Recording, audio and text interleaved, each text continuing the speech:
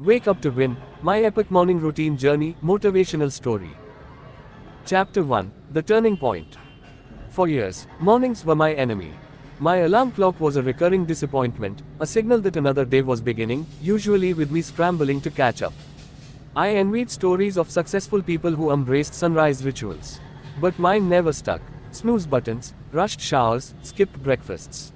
I wanted to break free but never believed I could. Then, one rainy Sunday, I found myself staring at a pile of unfinished projects and half-hearted goals. The thought struck deep, what if the secret to all these unfinished dreams was simply a better morning routine? That moment, I challenged myself, 30 days, absolute commitment to a new dawn. I'd journal each day and discover if powerful mornings really sparked real change. Chapter 2, Building the Foundation. Day 1 began with intention. I set my alarm for 6 a.m. and moved my phone across the room. The sound jolted me from bed, but the old temptation to snooze loomed large. I forced myself up, feeling equal parts determined and groggy. Instead of reaching straight for distractions, I stood by my window, letting soft light spill into the room. I breathed deeply, repeating a mantra, today will be different. Water, not coffee, came first, a ritual to wake up the mind slowly. 10 minutes of stretching followed, awkward at first, but gradually easier. Then, I started breakfast, oats, banana, some nuts. I kept my phone away, choosing to savor the flavors rather than scroll mindlessly. After breakfast, I spent 5 minutes writing down 3 priorities for the day. Simple, clear intentions became my anchor against chaos. Each evening, I journaled my results. Some mornings were wins, others felt sluggish. But I noticed that small, intentional actions added up, even on tough days. Chapter 3, The Battle Between Old and New. The first week was turbulent. Old habits fought back hard. I woke up late twice, checked emails before breakfast, and skipped stretches more than once. The days felt the same as before, until I forced myself to pause and reflect. Success wasn't about perfection, but persistence.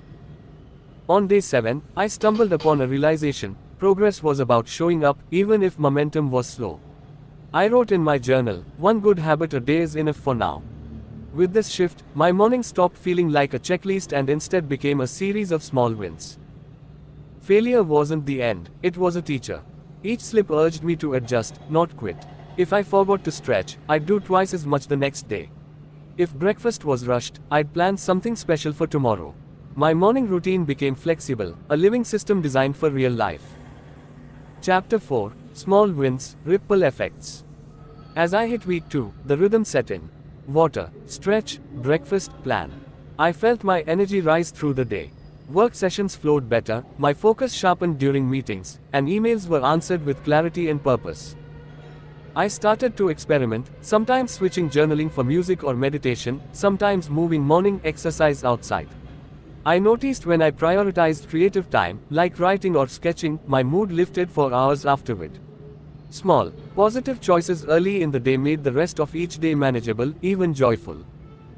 I celebrated little victories, reading chapters of a book before breakfast, finally cooking a new recipe, being mindful of my surroundings.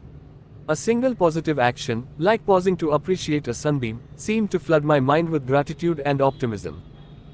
Chapter 5, Facing Setbacks and Finding Resilience. Not every day was perfect. Deadlines mounted, anxiety crept in, and some mornings fell apart completely.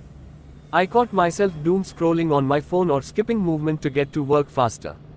But instead of guilt, I embraced self-compassion.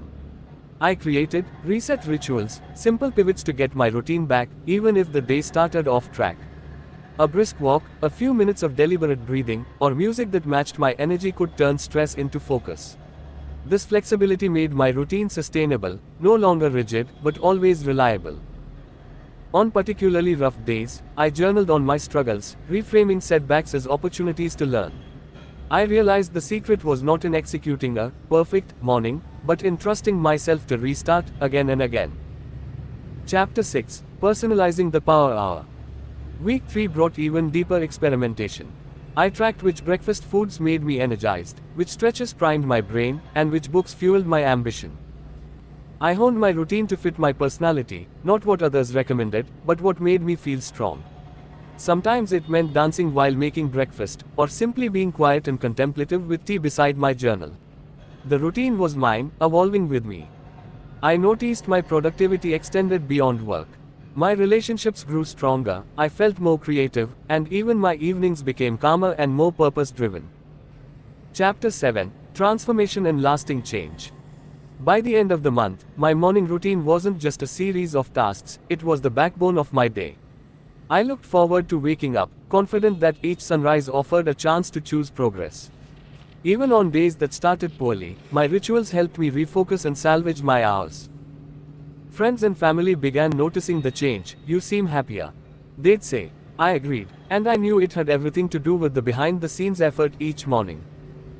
I finally understood, the beauty of productivity lies in consistency, self-compassion, and designing routines that honor your needs. The process had transformed more than my schedule, it had changed my mindset, attitude, and confidence. Chapter 8, Reflection and Inspiring Others. As I closed my 30-day experiment, I stood at my window, watching the sunrise. For the first time, mornings felt hopeful, empowering, an open invitation to become who I wanted to be. I felt gratitude for every slip, every restart, and every small victory. My story is proof that anyone can change, one morning at a time. The perfect routine doesn't exist, but the right one for you certainly does if you listen, adapt, and persist. If you're watching this now, you have everything you need to start your own journey. Trust the process, celebrate small wins, and wake up to your best self.